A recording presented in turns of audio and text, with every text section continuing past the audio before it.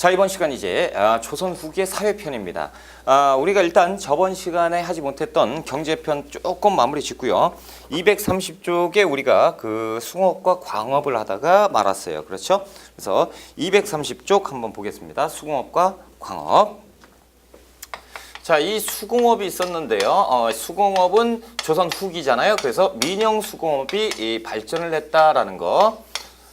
조선 전기, 그리고 고려 전기, 관영, 그리고 후기로 가면 민영. 그렇죠? 그래서 민영 수공업의 발달입니다. 장인세를 부담하고요. 철점 4기점이 발달을 해요. 점이라는 것은 일종의 대리점이에요. 대리점, 점포. 그렇죠? 그래서 철점 4기점. 그리고 선대제 수공업. 선대제 수공업은 자, 미리 대가를 받는 거죠. 미리 대가를 받고 그 대가에서 재료고 뭐고 다 만든 다음에 그 다음에 넘겨주는 것. 그럼 거기에서 이제 차익을 먼저 남기는 것. 이것이 선대제 수공업.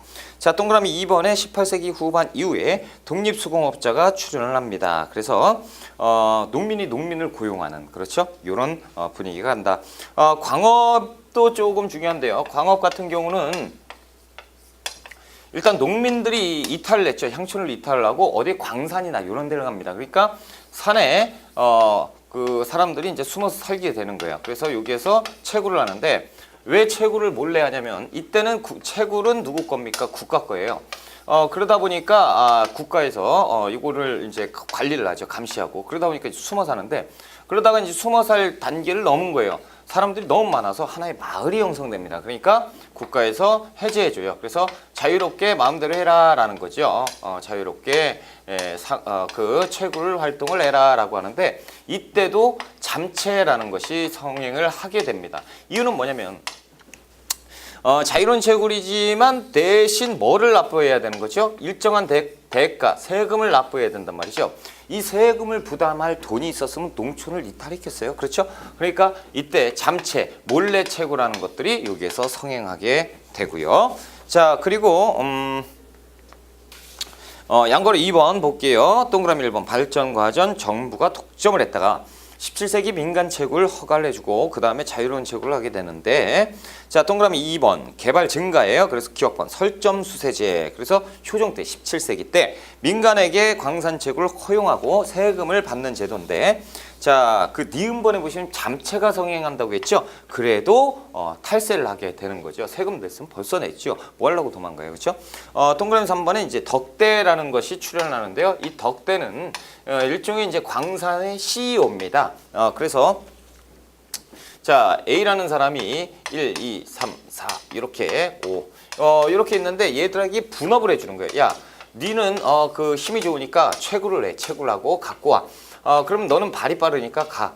어디? 옮겨. 그리고 이제 3번은 너는 수완이 좋으니까 가서 이걸 가지고 팔아와. 5번은 나랑 같이 재산을 계산을 하자. 그리고 너는 나와 같이 분배를 하자라고 해서 나눠주는 거. 지금 보면 뭐예요? 이 분업을 하고 있죠. 분업을 하고 있는데 결국에는 전체로 보면 뭐예요? 협동을 하고 있잖아요. 협업. 그래서 분업의 토대를 둔 협업이 활성화되는 것이 또 광산입니다. 자, 이렇게 해서 우리가 경제편을 마감을 하고요. 드디어 사회편으로 들어갑니다. 페이지는 236쪽으로 갈게요. 236쪽 이제 드디어 사회편이에요. 이 조선 후기의 사회는요 굉장히 복잡하고 변화가 그러니까 공부가 복잡한 게 아니고 변화가 복잡하게 변화가 되죠. 자, 양반도 분화되고요. 우리가 4신분이라고 했잖아요. 양반, 그리고 중인, 그리고 농민, 상민, 그렇죠? 그리고 천민이 있는데 양반도 변화가 있고 그리고 중인, 그리고 다 변화가 있어요. 그러니까 신분이 막 쪼개지기 시작하는 거예요. 이게 이제 조선 후기인데 왜 그런지 보자라는 거예요. 자, 사회구조의 변동 1번에 236쪽이에요. 신분제 동요. 양거로 1번 배경 볼게요. 자, 동그라미 1번 양반층은 부패하고요. 동그라미 2번에 양반 신분을 획득하지요. 족보를 위조하고 족보를 사요. 사가지고 거기에다 이름 막 집어넣어놓고 납속책 공명처벌로 인해 가지고 양반을 돈 주고 사게 되는 거죠. 양거로 2번에 양반의 분화입니다. 그래서 원인 뭐예요? 납속책, 납속, 그리고 공명첩 이런 것들을 요런 것들을 남발하죠. 국가에서 막 찍어내니까 이 돈 있는 사람들은 이것을 돈 주고 사버린다라는 거죠. 게다가 또 지주 전호제가 강화되죠. 지주 전호제. 그래서 병작반수제. 이렇게 되면서 또 이제 소작쟁이 이로 인해서 신분적 관계에서 계약 관계로 이제 바뀌게 되면서 사회가 엄청나게 급속도로 발전, 변화하게 되는데 이 납속책 공명첩을 가지고 양반을 사게 돼요. 자, 부자라는 거지. 이제 분하라고 돼 있는데 원래 양반들 있죠. 기존에 있었던 양반들, 이 양반들 예전부터 있었다. 그래서 구향이라고 부릅니다. 자, 그리고 이 신향은 뭐냐? 새로 만들어진 양반이죠. 그래서 신향이 만들어지는데요. 이 신향의 대부분은 뭐예요? 분홍이죠. 분홍들이 돈을 주고 양반을 사게 되는 거예요. 그러니까 이 분홍 그러니까 원래 이들이 볼 때, 원래 양반들이 볼 때 이것은 양반이 아닌 거지. 가짜 양반이죠. 그래서 분홍. 이들은 이제 양반을 신분을 사게 된 거죠. 그래서 신분을 획득하는. 그래서 거기에서 보면 신양, 분홍, 양반 신분을 획득했다. 신분 매매 위조, 족보를 위조하고 또 관건과 결탁했다. 이게 뭔 얘기냐? 조금 이따 설명드리고요. 원래 있었던 양반을 한번 봐보자라는 거예요. 이 양반도 쪼개지게 되는데요. 첫 번째로 권반이 있습니다. 권반은요, 원래 권한 있는 양반이에요. 그러니까 원래부터 양반이었고, 조선 전기 4%에 해당되는 그 중앙의 특권 계층 있죠. 이들을 양반이라고 합니다. 그래서 중앙의 특권층이고 이들이 특권을 유지하기 위해서 이들과는 또 다른 무엇인가를 가지고 있어야죠. 그래서 향안이나 청금록 이런 것들을 만듭니다. 그래서 간해족보 청금록 그리고 향안, 향청이나 향소 그러니까 유향소에 출입할 수 있는 양반 면부예요. 그러니까 원래부터 향촌에 근거 있었던 양반들 있죠. 그들의 그 명단입니다. 그러니까 여기에 끼지 못하면 이 양반 원래부터 양반이 아니었던 거죠. 이런 것들을 만들어가지고 자기들의 특권 유지하고 그리고 이제 향반이라고 하는 그 양반이 있는데요. 이들은 그 지방의 양반이에요. 그러니까 중앙의 이 권력 다툼에서 밀려서 지방으로 쫓겨난 양반이지요. 그래서 지방의 양반, 향촌의 양반, 향반이라고 하는 거예요. 그래서 향촌에서 겨우 위세를 유지하는 세력이고 지방 양반들을 보통 얘기하고 있다라는 거죠. 자, 그런데 이 잔반이라는 계층이 생깁니다. 잔반 원래부터 양반이었는데 짜잘한 양반이죠. 그러니까 잔류한 양반. 그러니까 몰락한 양반을 장반이라고 합니다. 그래서 몰락 양반. 그러니까 자, 보세요. 이 사회가 조선 전기에는 이런 일이 없었어요. 조선 전기에는 그냥 양반이면 다 똑같은 양반. 왜냐면 상위 신분, 4% 정도 상위 신분이 있기에 다 잘 살았어요. 그런데 가면 갈수록 양반들이 늘어나면서 얘들이 힘이 세지는 거예요. 왜? 점차 사회가 뭘로 가요? 자본주의로 되잖아요. 그러니까 돈이 최고 있는 나라가 되어버린 거예요. 그러니까 돈이 경제력이 딸리면 이렇게 돼버린 거예요. 잔반. 그런데 아직도 사회는 어떻게 가부장적 사회잖아요. 그러다 보니까 남자가 잘나야 돼. 그러니까 이 아들을 낳으면 이 아들을 위해서 뭐든지 투자하게 됩니다. 그러니까 아들은 공부하고 이 양반들 돈이 없어요. 그러면 돈을 벌기 시작하는 거예요. 농사도 짓고 상업도 하고. 그러니까 이론과 현실의 괴리가 여기에서 나타나는 거지.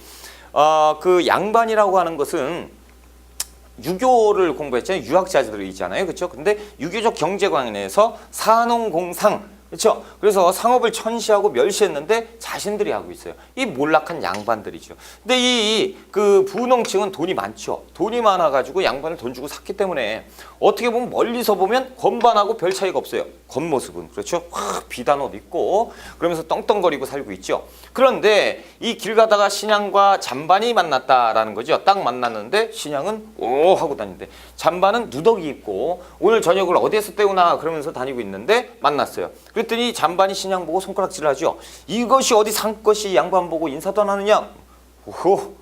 이 양반아 나도 양반이야. 이렇게 돼버리는 거예요. 그러니까 이 양반아 막 이렇게 돼버리는 거죠. 너, 나, 자 뭐 이렇게 하면서 막 따지게 되니까 잔반이 뭐라고 못합니다. 그렇죠?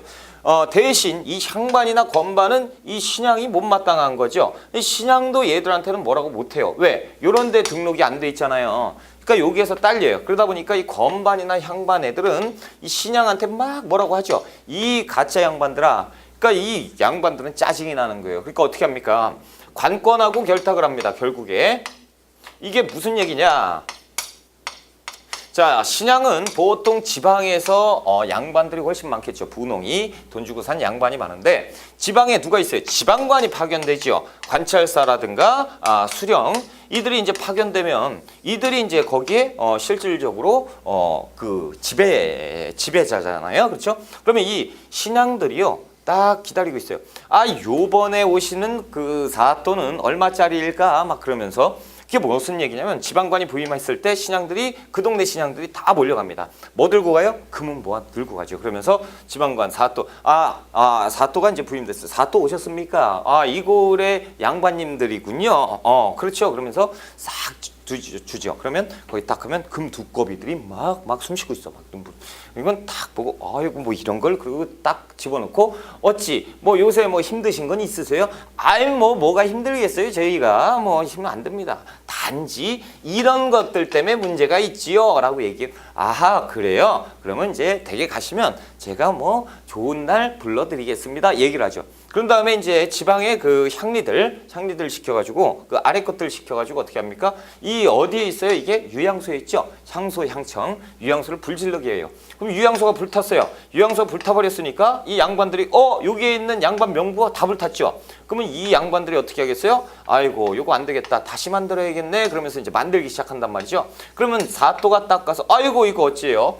아이고 불타가지고 그럼 이거 만드셔야겠네. 예, 작업하고 있습니다. 아 그럼 제가 이골에 사또니까 제가 한번 검토를 해야 되니까 저한테 갖다 주세요. 예, 만들고 갖다 드리겠습니다. 그러면 만들어서 갖다 주면 여기에다 슬쩍 이름을 올려줘요. 이들을 이렇게 되는 거예요. 그러니까 이 관건과 결탁했다는 내용은 이런 겁니다. 신양이 지방관과 이렇게 힘을 해가지고 이걸 또 주면 이제 이들이 오죠. 유양소에 딱 왔는데 야 이거 어디 산것이 와? 산것 이름 있을 걸 찾아보시오. 이거 있네? 이거 어떻게 된 거야? 들어간다 그러면서 들어가는 거죠. 자, 동그라미 1번 볼게요. 표 밑에 배경 임진왜란 이후에 납속책과 공명처의 발급으로 양반수는 증가하고요. 상민과 노비의 수는 갈수록 감소해서 양반 중심의 신분체제가 동요돼요. 어느 정도로 되냐면 자 양반이 이렇게 이제 상위 4% 정도밖에 안 됐었던 양반이고 보통 이제 80%가 이제 평민 이렇게 돼 있었는데 이것이 이제 시대가 지나가면서 거꾸로 돼 버립니다. 이렇게 그래가지고 이제 한 요 정도 그래서 80%에 육박하는 것이 양반이 돼버려요.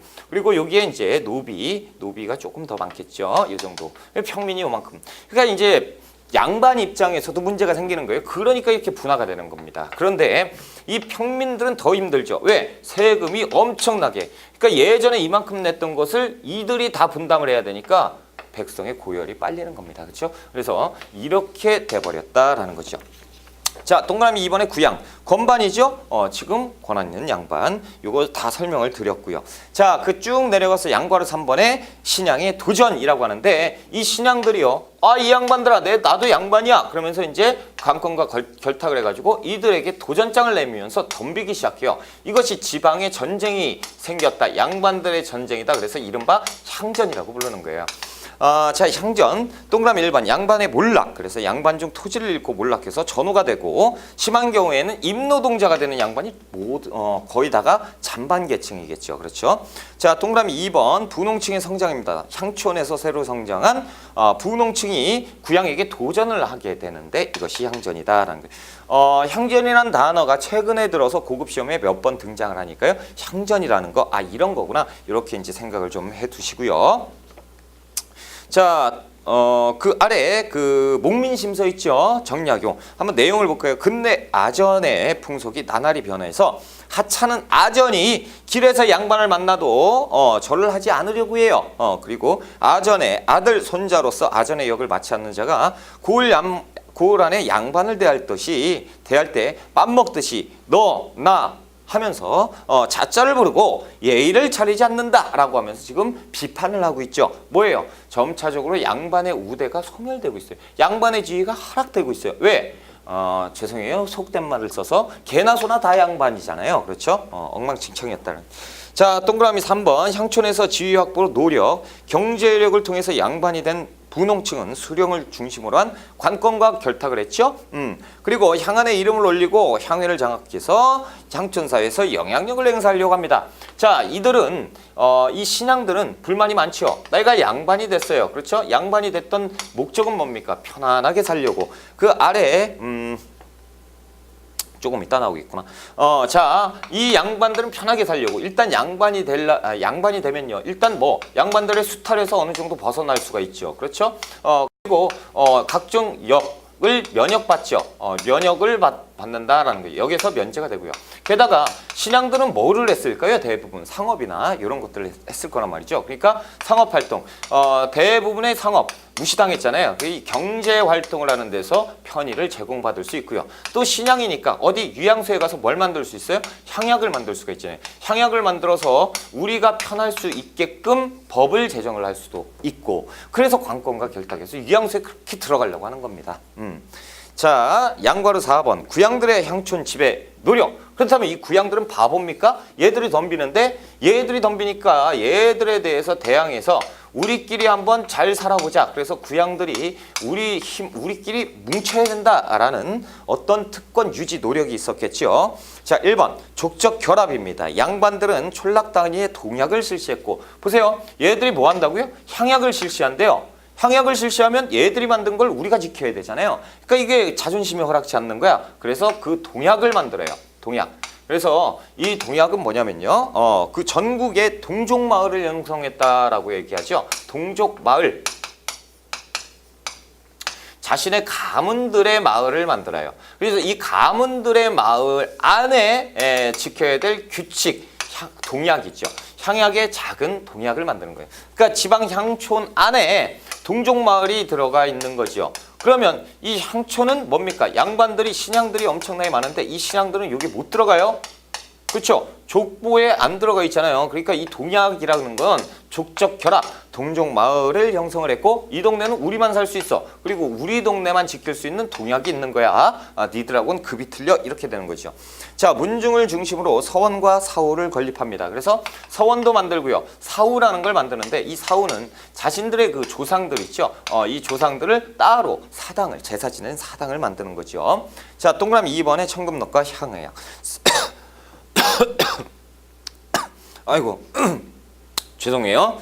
분필 먹었어. 야, 요새 분필을 많이 먹어요. 맛있는 것 같아. 이거 건강 엄청 안 좋은데, 그쵸? 여러분들의 합격을 위해서 열심히 몸을 사리지 않고 있다라는 거죠.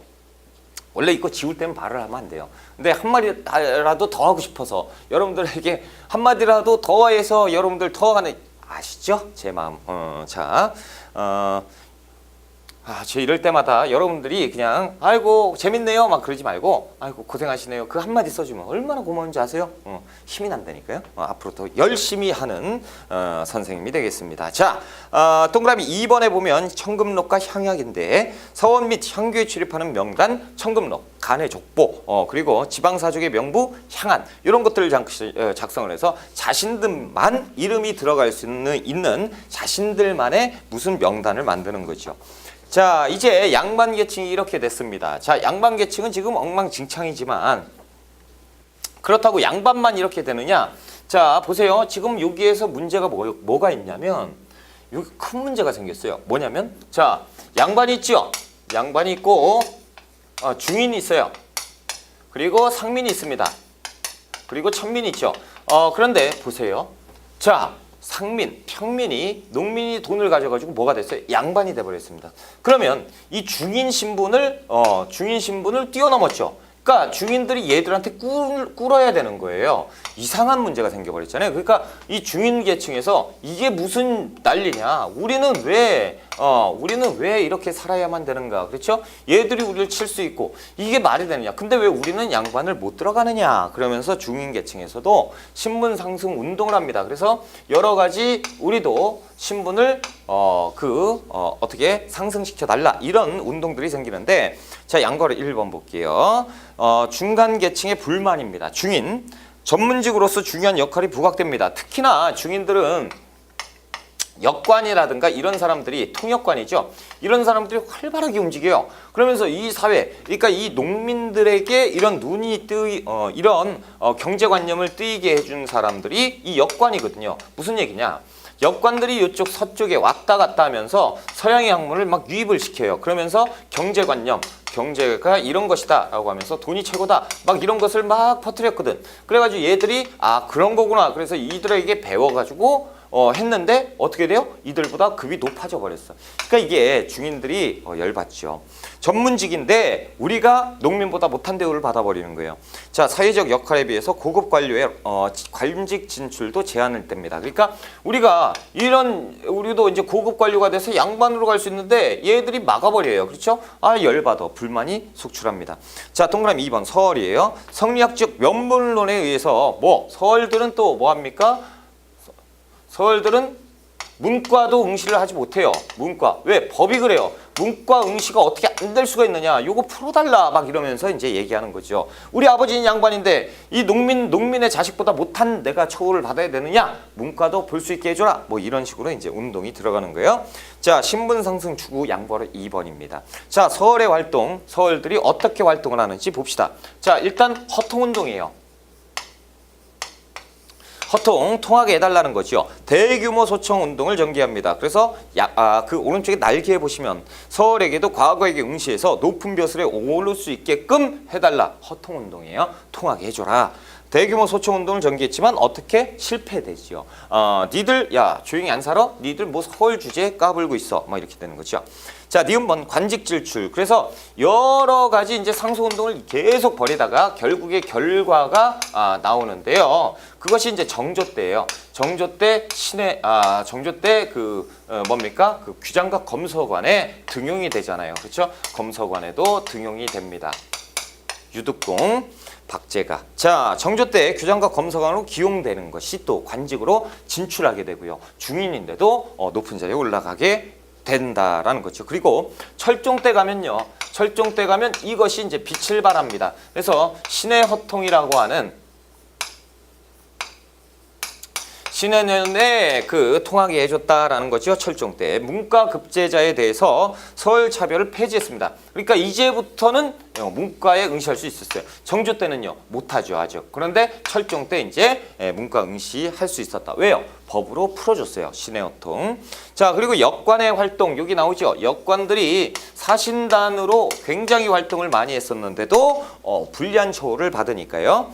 외교 업무에 종사합니다. 서학 등 외래 문화 수용에 주도를 했었는데 잘 안 됐다라는 거죠. 그래서 이들은 어떻게 하냐면 에이 안 되겠다. 우리도 차라리 그 공명첩을 이용해서 그 양반이 되어야겠다라는 거죠. 그래서 누구보다 역관 출신은요 돈을 버는 방법을 알고 있지요. 그렇죠? 경제관념이 굉장히 뛰어나잖아요. 무역을 어떻게 해야 되는지 알고 있어요. 그렇기 때문에 이들이 부자가 되는 건 순식간이에요. 그래서 우리가 중인들이 조선 후기에 가면 부자들이 많습니다. 돈을 버는 방법을 알기 때문이죠. 자, 3번에 이제 농민 계층의 분화. 그렇다면 이제 양반과 그리고 중인 계층을 봤으니 이제 한번 내려가 보자라는 거죠. 이 농민들은 어떻게 되느냐? 우리가 저번 시간에 잠깐 공부를 했어요. 그렇죠? 자, 농민 계층이 분화됩니다. 배경 뭐 됐고요. 그 표를 보세요. 이모작 이양법 경종법으로 인해서 광작이 시행되면서 이때 광작이 시행되면서 농민들이요. 돈을 가진 농민들이 생겨나죠. 상층 농민, 부농이 되고 이 부농들은 뭘로 된다고 했죠? 이 부농들은 신양이 되고요. 아직 부농까지 아직 양반까지는 못 간 신분, 지주들이 있어요. 그렇죠? 이 지주들은 또 누굴 거느려요? 소작인을 거느려요. 소작농. 그렇죠? 그러니까 농민이 농민을 지배해버리고 자, 중층 신분은 뭐가 있죠? 자작농이 있고요. 자작농이 있고 그리고 소작농도 있어요. 소작농.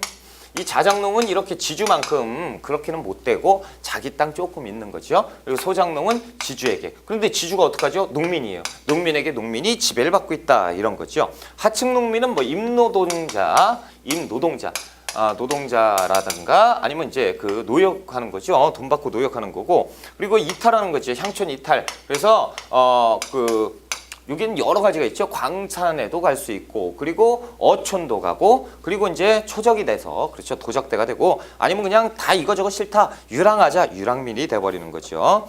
자, 그리고 양과로 이번에 분홍층의 양반화. 그래서 이 분홍들이 양반이 되지요. 양반이 왜 되려고 하느냐? 자, 동그라미 1번 신분 상승.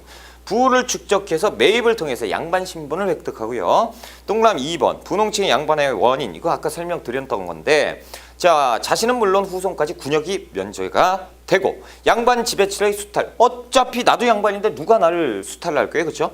경제 활동에서 각종 편의를 제공받습니다. 그렇죠? 그래서 내가 양반인데 누가 나를 뭐라고 할 것이냐? 그리고 향촌 사회에서 향약을 제정을 해가지고 자신들이 영향력을 행사할 수 있었다라는 거죠. 자, 그리고 양과로 3번이 임노동자. 불쌍한 사람들이죠. 그렇죠? 다 요것도 안 돼가지고 어쩔 수 없이 먹고 살아야 되니까 노동을 했었다라는 거죠. 자, 네 번째 노비제도의 변화입니다. 자, 이 노비도요. 천민이죠. 이 노비제도도 변화됩니다. 자, 양과로 1번 노비 신분 상승. 노비가 신분 상승이 돼요? 예. 전쟁이 많았잖아요. 군대에 가서 전쟁 시에 군공을 세웠거나, 그렇죠? 그리고 납속책으로 인해서 신분이 해방되는 공노비들이 있었어요. 그렇죠? 그래서 군공으로 해방돼서 평민으로 갈 수가 있었던 노비들이 있었고, 자, 이 공노비가 있었는데요. 점차로 공노비가요 해방됩니다. 공노비가 어떻게 되냐? 공노비는 뭐 했던 거죠? 관청에 소속돼서 역에 종사하잖아요. 그렇죠? 역을 제공합니다. 자, 그런데 그 공노비들이 변해요. 신공을 납부하는 납공노비로 바뀌는 거예요. 납공노비.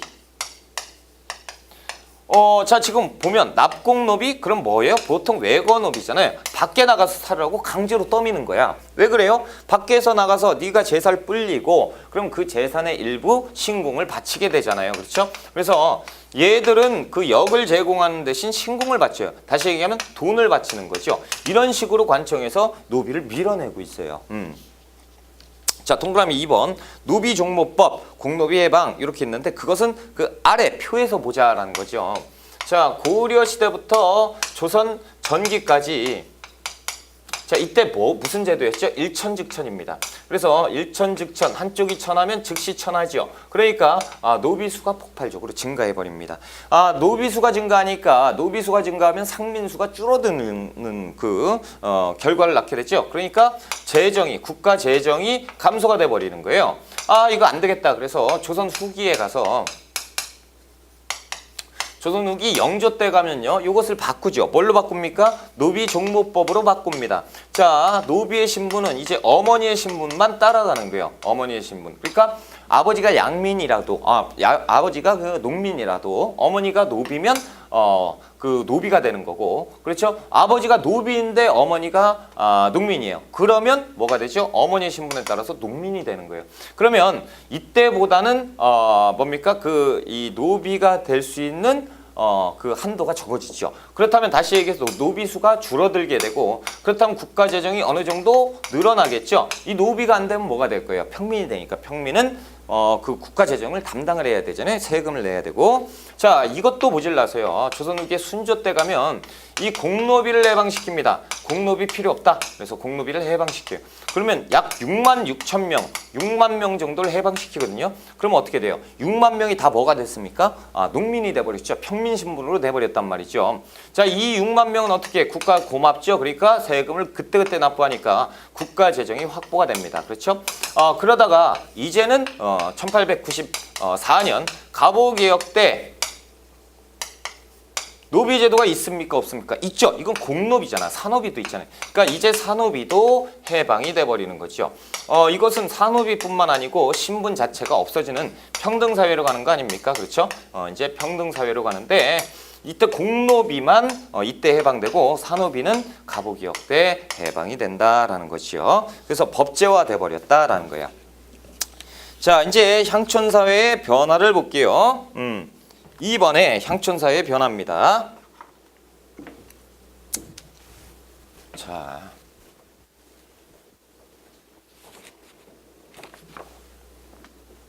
자, 향촌사회의 변화를 보시면요.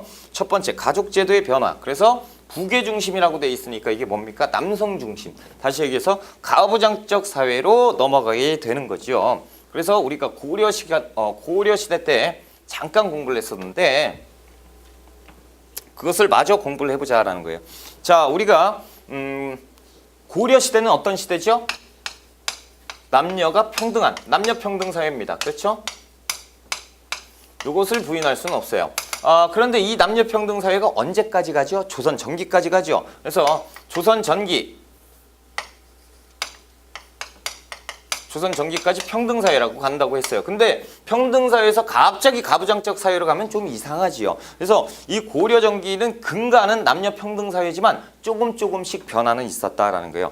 자, 동그라미 1번에 보시면 조선 전기에서 조선 중기 자녀가 균분 상속받는 것은 똑같아요. 그런데 집안에 대를 잇는 자식 있죠.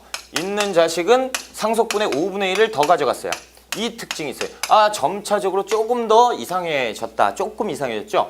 이때는 균분이었는데 균분 상속에서 조금 변했다라는 거. 그렇죠? 그리고 형제가 돌아가면서 제사를 지냈습니다. 그러면서 예학과 보학이 발달되죠. 그러면서 가부장 제도가 확산이 되는데 조선 후기에 가면요. 조선 후기 가면 이제 가부장적 사회로 변해버리는 거죠. 그래서 남성 중심의 사회로 변화했다라는 것.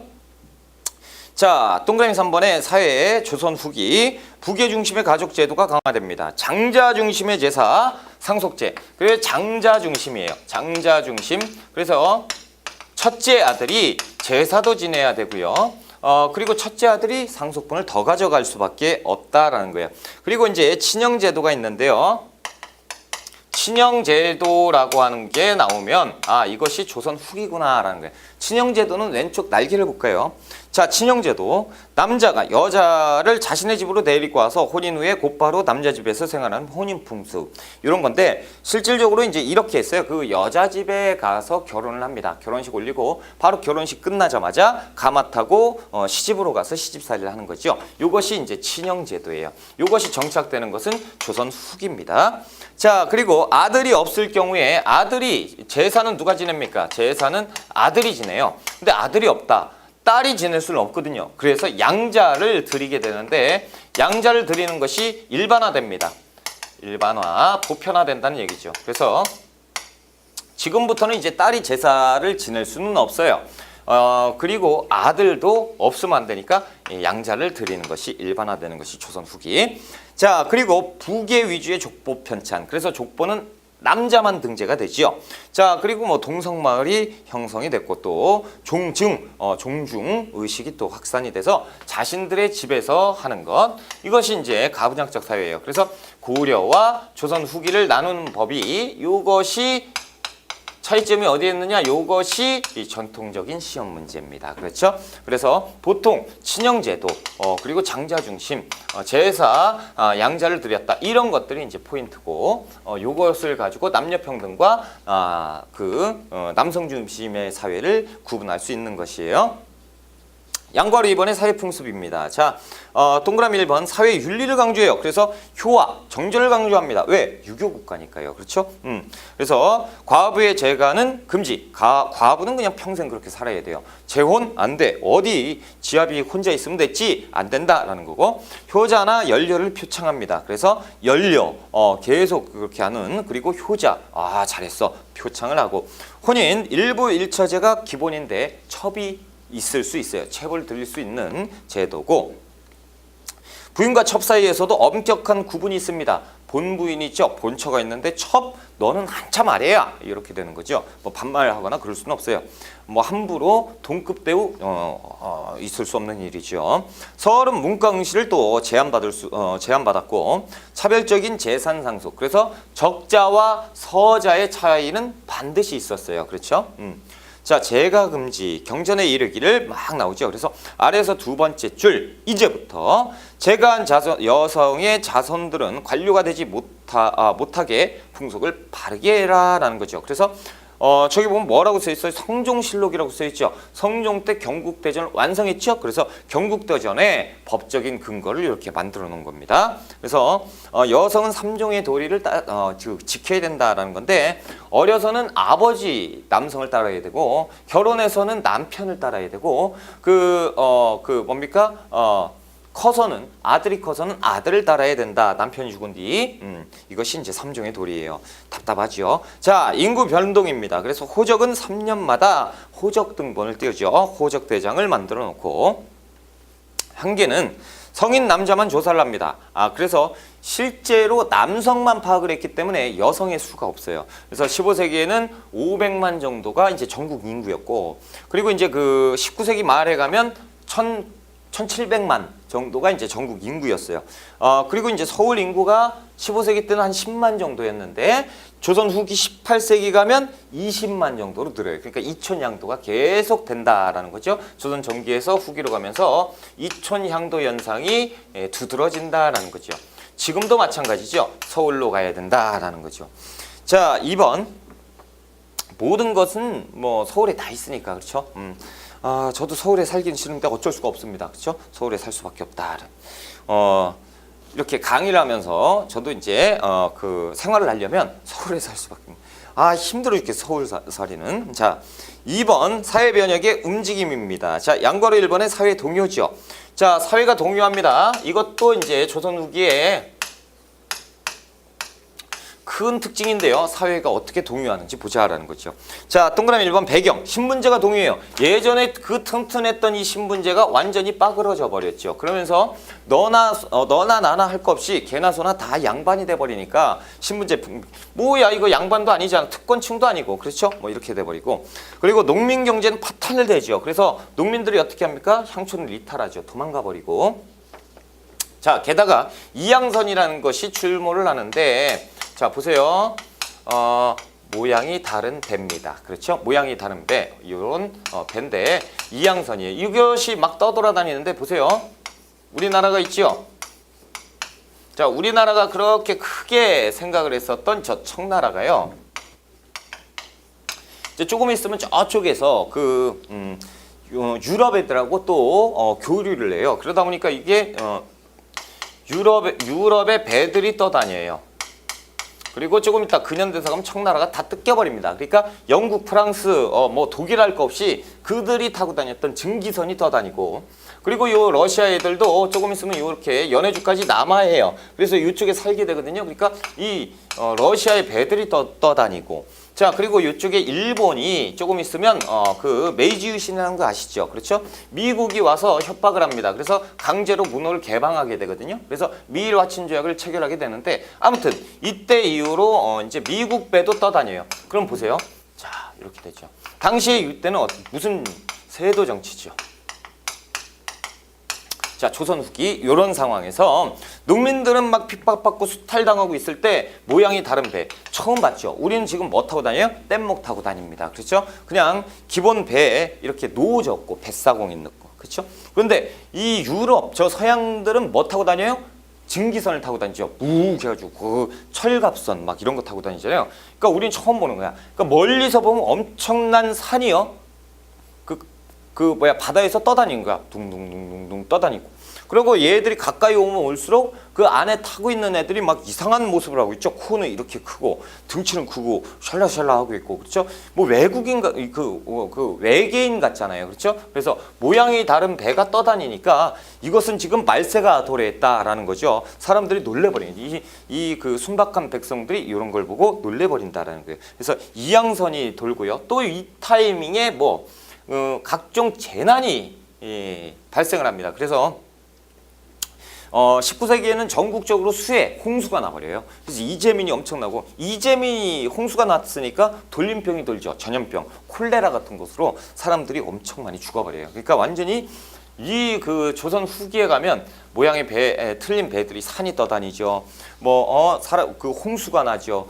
UFO 같은 것도 떠요. 숙종실록인가 거기 보면 UFO 같은 그 형체 그런 것도 나오고, 하여튼 막 좀 이상해요. 막 민심이 동요하고 있고 세상이 종말이 다가왔다. 뭐 이런 얘기들이 퍼집니다. 자, 동그라미 2번에 예언사상, 비기도참설, 예언사상입니다. 그렇죠? 그래서 비기도참은 그 고려 때 그 부처님, 미륵신앙 부처님 이렇게 그려놓은 그 가슴팍에 다이아 같은 게 있어요. 보석이 하나 박혀 있는데 그것이 반짝반짝 빛나면 종말이 오는 거예요. 그래서 거기에 열려가지고 여기에서 막 그 예언 했던 대로 그대로 되는 거다. 그래서 정시선을 가진 사람이 왕이 될 것이다. 지금 이시왕조잖아요. 정시성이 왕이 될 것이다. 정감록, 비기도참설 뭐 이런 것들이 막 돌게 돼요. 그래서 말세가 돌아있다. 그리고 왕조가 교체될 것이다. 그리고 변란이 도래할 것이다. 이렇게 되면서 엄청나게 사회가 동요하게 됩니다. 불안하고.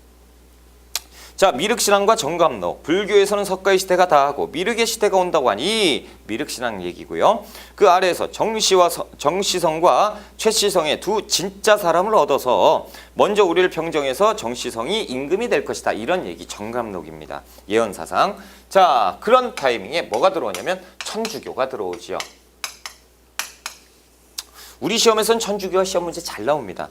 자, 천주교를 볼게요. 자, 일단 천주교는요, 우리가 아는 것처럼 천주교는 뭐죠? 종교입니다. 그렇죠? 종교인데요. 맨 처음엔 종교로 들어오는 게 아닙니다. 자, 17세기에 그 통역관들 있죠? 역관들을 통해서 사신이 왕래하면서 이 서쪽에 학문이 유입이 됩니다. 북학과 또 북학 사상과 맞물려서 서쪽의 학문이 이제 들어오게 돼요. 이른바 서학인데, 자, 이 서학에 종교로 들어온 게 아니고 이제 학문이잖아요. 그렇죠? 학문으로 들어오니까 조선에서도 수용을 합니다. 그래서 들어왔어요. 아무 문제가 안 됐어요. 근데 여기 학자들이 특히나 이제 남인 계열의 이제 실학자들이 많죠. 그래서 이 실학자들이 이것을 연구하기 시작해요. 연구하면서 보니까 이쪽에 한 귀퉁이에 어떤 내용이 있냐면 천주교의 내용이 있는 거예요. 천주교. 이게 뭐죠? 평등사상. 그래서 하나님이 계시고, 그렇죠? 이분이 이렇게 됐구나라는 거죠. 이 천주교를 가지고 이 연구를 하다가 이것을 하나로 뽑아서 뭘로? 종교로 발전시킵니다. 그러니까 맨 처음에 학문으로 들어왔다가 학문으로 들어왔다가 이것이 종교로 이렇게 발전되는 것이 천주교예요. 자, 책을 볼게요. 양괄호 2번 천주교 탄압입니다. 동그라미 1번 배경. 천주교는 17세기에 중국을 방문한 사신들에 의해서 서학으로 처음 소개가 됐죠. 그래서 17세기에는 뭘로 들어온다? 학문으로 들어왔던 것이 그 아래 보시면 18세기 후반에 신앙으로 신앙으로 받아들이게 되는 것이죠. 그래서 종교로 확대 발전시켜버리는 거예요. 자, 발전. 남인 계열의 일부 실학자들이 천주교 신앙을 합니다. 그래서 대표적으로 정약용이 있어요. 정약용은요, 이 천주교의 천주교를 믿었다가 완전 집안이 풍비박산이 납니다. 자, 이승훈이 베이징에서 영세를 받고 귀국한 후에 더욱 활발하게 되죠. 그래서 그 중국에 가가지고 영세도 받아와요. 그래서 그 세례 받아가지고 이제 귀국하고요. 자, 동그라미 3번 탄압. 천주교가요 무엇을 얘기합니까? 평등 사상을 얘기해요. 이것이 가장 큰 문제점이었죠. 평등. 그렇다면 뭡니까? 지금 안 그래도 신분제가 엉망진창인데 얘들이 들어와가지고 막 하고 있어요. 유교 국가에서 이런 이상한 천주교라는 건 뭘로? 이단, 사이비 종교로 간주돼 버려요. 그래서 이단으로 간주합니다. 이유가 뭐냐면, 자, 평등사상 그래 좋다. 그거 내가 한번 인정해줄게. 100번 양보해서 인정해준다 치자. 근데 그 다음 내용은 더 안 돼요. 뭐 제사를 금지하지요. 그래서 나 이외의 신을 섬기지 마라라고 얘기를 하잖아요. 그렇죠? 성경책에 그렇게 나와 있잖아. 그러니까 제사를 금지해. 제사는 귀신을 섬기는 거거든요. 그 신을 못 섬기. 제사를 금지하고 평등 사상을 얘기하고 있으니 이것은 조선을 무너뜨리려고 하는 사이비 종교가 침략을 했다라는 것으로 규정이 돼버립니다. 그래서 조정에서 더 이상은 안 되겠다. 그래서 천주교를 탄압하기 시작하는 겁니다. 자, 동그라미 3번 탄압. 천주교가 평등사상을 주장하고 조상에 대한 유교 제사 의식을 거부하자 양반 중심의 신분질서 부정과 국왕권위에 대한 도전으로 받아들인 거죠. 그럼 뭐야? 왕하고 니들하고 다 똑같아? 노비라고 양반하고 왕하고 똑같은 거야? 이거에 뭐 근본도 없는 것들이 있어. 이렇게 이제 비판하게 되는 거죠. 그러면서 이것을 이단, 다시 얘기해서 사이비 종교, 사교로 규정을 하고 탄압을 들어가게 되는 것이 조정입니다. 자, 동그라미 4번에 이제 천주교 박해인데요. 신의 박해가 있었어요. 정조 때 신해연에 박해가 있는 건데 이것은 뭐였냐면 자, 진산 사건이라고 합니다. 그래서 진산에서 있었던 일인데요. 정조 때 그 윤지충이라는 신자가 있었어요. 천주교 신자인데 윤지충이 어머니가 돌아가셨어. 그래서 이 어머니를 모친의 장례를 화장을 했어요. 화장. 그러니까 이 지금으로 보자면 화장장 뭐 아무것도 아니잖아요. 잘했네. 어머니 잘 모셨네. 그럴 건데 이때 당시에는 화장을 했다? 말이 안 되는 거죠. 유교 국가에서 화장을 했어. 그러면 어머니가 돌아가셨는데 어머니 몸에다 손을 댔다고 불을 질렀어. 이런 처죽일 놈이 얘는 뭐야?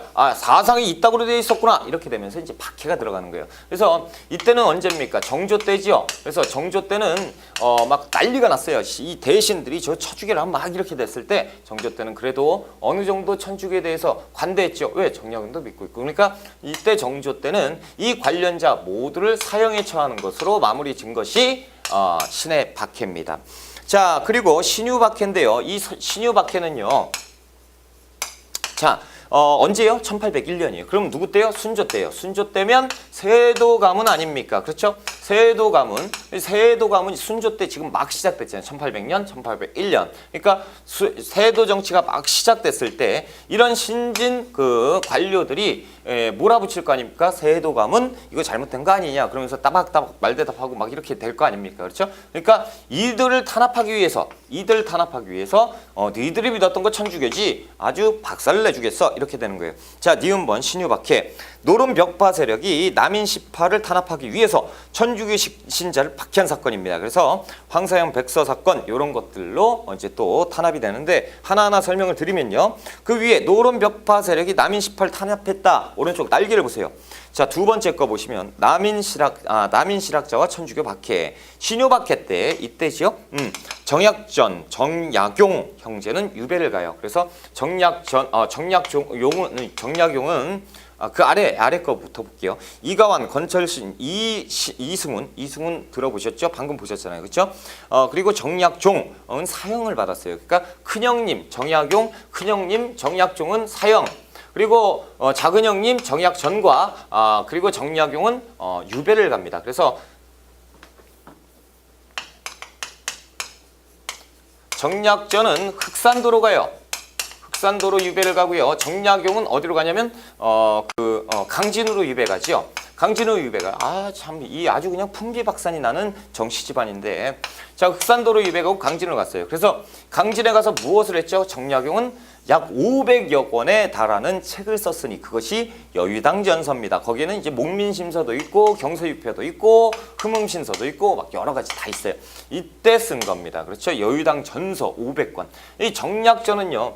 이들이 서로 편지는 나눴어요. 그러면서 세월을 낳고 있는 것이 정약전입니다. 그래서 딱 이제 낚시를 즐겼는데 낚시하다 보니까 새로운 이상한 고기가 잡혀요. 이거 탁본 떠야지. 그래서 탁본을 떴어요. 특이하네. 그러면서 몇 줄 썼는데 또 이상한 게 잡히는 거예요. 흑산도에서. 이거 봐라. 딱 재미 들렸죠. 그래서 막 썼는데 결국에는 이것이 뭐가 되냐면 최초의 어류 백과사전이 되니 그것이 자산어보예요. 자산어보. 제가 예전에 이런 것들을 어디 대학교는 서울의 모 대학교에서 강의할 때 이 자산어보 얘기를 했습니다. 그래서 그랬더니 이제 형제는 용감하죠. 형 동생이 한 명은 백과사전 500권을 썼고 그렇죠. 이 어류 백과사전을 썼다. 그랬는데 막 웃고 즐겼어요. 막 와 재밌다. 시험에 나왔습니다. 그렇죠. 그래서 자산어보 푸는 것이 시험에 나온 적이 있어요. 그러니까 이제 그때 학생들이 이게 선생님이 다 말씀하시는 건 재미진 내용 같은데 그냥 쓸데없는 얘기 같은데 아니더라. 시험에 나오더라. 시험에 나오는 것만 제가 말씀드리는 거예요. 그렇죠? 자, 그리고 거기 이제 어딨냐? 지우개로 조금만 지울게요. 자, 신유박해까지 했죠. 그래서 신유박해는 뭐냐면 이 정치 세력이 정치 권력을 누르는 거. 그러니까 권력 투쟁 속에서 피해를 본 것이 또 천주교 신자들이었다. 이렇게만 기억하시면 되고요. 너무했죠. 이때 신유박해 때 너무했잖아요. 그래서 황사영이라는 분이 황사영이라는 사람이요. 이거는 안 되겠다라고 해서 이 베이징 베이징의 주교에게 편지를 띄워요. 그러니까 프랑스 주교인데 이게 어떻게 됐냐라는 거예요. 왜 베이징에 프랑스에 보내는 거 아닙니까? 라고 얘기를 하시죠. 자, 이 청나라에 벌써 청나라에는 프랑스 사람들이 왔다 갔다 해요. 그러니까 프랑스의 베이징에 그 천주교 저 성당이 있단 말이야. 거기에다 이제 보내는 건데 요때 황사영이 쓴 내용이 참 무섭죠. 무서워. 자, 한번 볼게요. 황사영 백서 사건입니다. 그래서 충북 제천에서 포교 활동을 하던 황사영은 신유박해가 일어나자 여러 개를 적었는데요. 그 아래 내용은 신유박해 내용과 조선교회 재건을 위해서 여러 나라로 하여금 재원을, 그러니까 돈을 좀 도와달라라고 요청하는 내용이고, 또한 천주교 포교의 자유를 얻기 위한 방책으로 조선을, 니들이 군대를 가지고 와가지고 프랑스 애들이 조선을 먹어버려라 라는 얘기죠. 그리고 조선을 청나라의 하나의 성으로 편입시켜 달라라는 거죠. 그래야 우리가 천주교를 믿을 수 있을 것 같다, 편하게. 그래서 그 아래 보시면 서양의 배 수백 척과 군대 5에서 6만민을 보내서 무력으로 조정을 굴복해서 천주교를 우리가 믿을 수 있게 천주교의 자유를 찾아달라라고 요구를 했어요. 이것이 황사영 백서 사건인데 좀 무섭죠.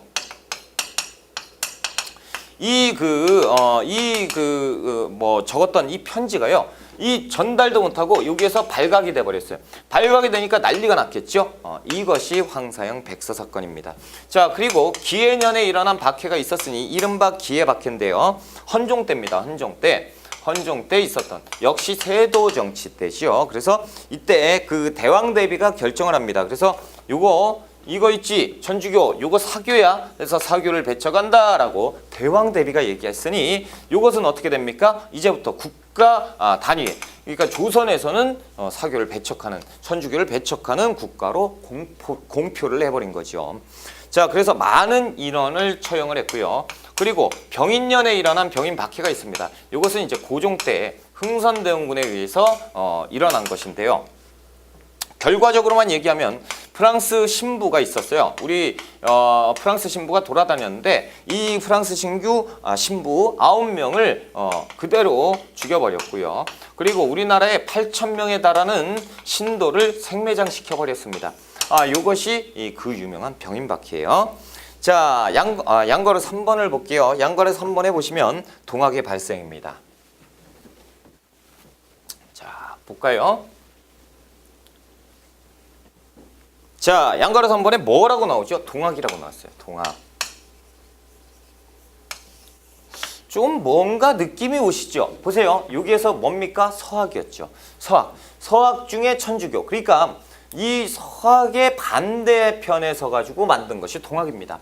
서학과 동학. 그래서 우리는 서학은 조금 내용이 좀 틀리다라는 거죠. 그래서 서학에 반대한다라는 의미의 동학을 만들어요. 자, 누가 만듭니까? 창시. 동학은 1860년에 최재우가, 몰락 양반 최재우가 창시합니다. 그렇죠? 최재우가 창시를 하고요. 동학은 기존에 부패한 불교와 성리학을 부정했고 천주교도 배척했다. 그래서 이들은 유교, 불교, 도교 있죠? 유불선을 합치해서 새로운 종교를 만들었으니 그것이 이른바 동학입니다. 그래서 민간 신앙의 요소들이 결합됐고 모든 사람이 평등하다라는 시천주와 인내천, 이 사상이 있는데요. 자, 시천주는 옆에 날개를 한번 볼게요. 절대자인 한울림, 한울림은 하늘에 계신 한울림이라고 부르는 건데 하늘에 있는 천신을 모신다라는 얘기고, 자, 이게 뭐냐면 마이크 조심해야지. 자, 이쪽으로 해야 되는데, 자, 이렇게 이게 뭡니까? 나는 곧 하늘이다 라는 거죠. 이 동상이 나오면 제가 이렇게 막 하니까 쇼가 아니고 여러분 시험에 나왔어요. 이게 뭐냐라는 거지. 나는 하늘이다. 다시 얘기해서 사람이 곧 하늘이다. 이것이에요. 이 동상이 나오면 동학이라고 푸시면 됩니다. 시험에 나왔던 거 진짜. 자, 동그라미 2번 동학이 확대되는데요. 보세요. 이것도 보면 뭐가 있어요? 사람이 곧 하늘이다. 이게 뭐예요? 평등사상이죠. 그리고 시천주, 시천은 뭡니까? 다른 신이 있다는 거죠. 천신, 신을 믿는 거. 뭐가 틀리냐 이거죠. 뭐가 틀려요? 대신 뭐가 틀려요? 이쪽은 제사는 해야 됩니다. 제사는 금지하지 않아요. 그렇죠? 민간신앙 그대로 가니까. 그렇죠? 자, 동그라미 2번의 동학의 확대입니다. 기억번 동학의 탄압. 조정은 신문질서를 부정하는 동학을 위험하게 생각해서 혹세무민. 그게 뭐냐면 세상을 어지럽히고 백성을 현혹한다라는 뜻의 혹세무님, 무민으로 인해서 최재우를 처형합니다. 처형. 그래서 죽여버립니다. 동학이 무슨 종교야? 이거 사입이 아니야. 서학이 나오더니 또 동학이 나와. 사입이네. 그래서 중앙정부에서 이것도 이단으로 규정하고 최재우를 처형해버리죠. 자, 그래서 이대교주 최재우가 등장을 합니다. 자, 최재우가 등장을 해서 이거 안 되겠다라는 거죠. 역시 우리도 탄압을 받는데 왜 탄압을 받는지는 도대체가 모르겠다. 우리는 종교다라는 거죠. 그래서 종교를 부각시키기 위해서 동경대전 이라는 뭡니까? 유교 경전이 있잖아요. 동학의 경전이 동경대전이고 용담유사입니다. 용담유사는 하늘님을 칭송하는 일종의 노래, 찬송가 같은 거예요. 그래서 용담유사 이런 것들을 표현해서 전국적으로 확대하는데 그러니까 확대. 이건 뭐죠? 포교를 확대하는데 힘을 썼습니다. 그래서 교단도 만들려고 하고 교단을 정비하고 여러 가지 활동을 하면서 동학이 발전이 돼가고 있는 거예요. 그래서 이 서학 때문에 동학이 또 출현을 했다라는 거. 자, 여기까지 하고요. 이 조금만 쉬었다가 우리가 문화편 들어가겠습니다.